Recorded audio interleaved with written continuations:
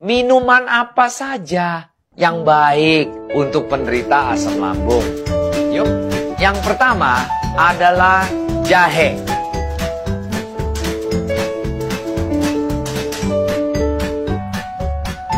Jahe itu seratnya sendiri udah adalah alkali atau basa. Jahe sendiri juga ada anti-inflammatory, anti bengkak, supaya bisa meredakan kita punya asam lambung. Nah, ini jahe, cara minumnya tinggal kita jahe digodok, habis digodok dikasih madu, diminum. Nah, madu sendiri juga mengadakan antibiotiknya, anti-inflammatory-nya, anti bengkaknya. Nah, ini juga dicampur dengan jahe, dua-duanya masuk ke perut kita, di perut kita penuh dengan asam, dikombinasikan dengan manisnya, dinetralisikan dengan manisnya madu. Nah, ini yang menjadi netralkan kita punya mah. Asam lambung kita menjadi lebih comfortable, lebih santai, lebih rileks. Kedua, lemon. Hah, Pak? Bukan asam lambung kan asam, Pak. Kata dokter nggak boleh makan asam. Yes, nggak boleh makan asam maksudnya cuka. But kalau lemon, asamnya lemon justru harus kita minum. Kenapa? Karena di lemon punya asam itu mengandung alkali. Alkali itu basah, pH tinggi. Jadi lemon kelihatannya asam, but kalau udah masuk ke dalam mahnya kita, berubah menjadi basah. Dan lemon juga ada fungsi antioksidan tinggi, anti kanker yang bagus. At the same time dia masuk ke perut kita menjadi alkali, menjadi pH-nya tinggi, itu mengoffset. Nah, cuman kalau makan lemon gimana, Pak? Asam gitu kan nggak enak. Yes, saya rekomenkan nanti lemon diperes sama jus di dalam air, dikasih madu. Madu yang rohani, madu mentah. Nah, madu itu ada antimikrobialnya, anti-inflammatory-nya.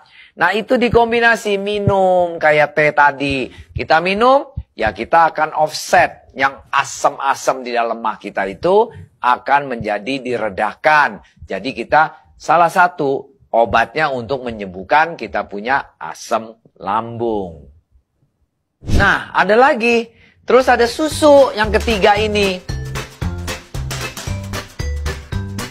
Susu, Pak, masa asam lambung makan susu? Yang bener aja, Pak.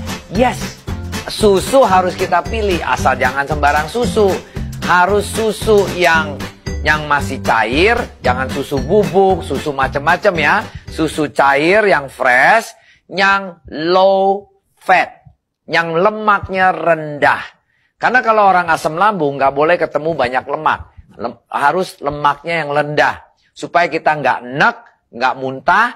Nah, itu salah satu susu low fat itu kita hangetin, kita minum. Itu merendahkan kepanasan atau kebakarnya dada kita. Ya, susu yang low fat milk. Terus selanjutnya adalah yogurt. Nah, kalau orang nggak suka makan susu, ya udah alternatifnya yogurt. Cuman yogurt harus yang plain, yang polos, yang belum diproses. Yogurt yang tidak ada rasa manis, rasa asam, rasa macam-macam. Pokoknya rasa plain, yang polos.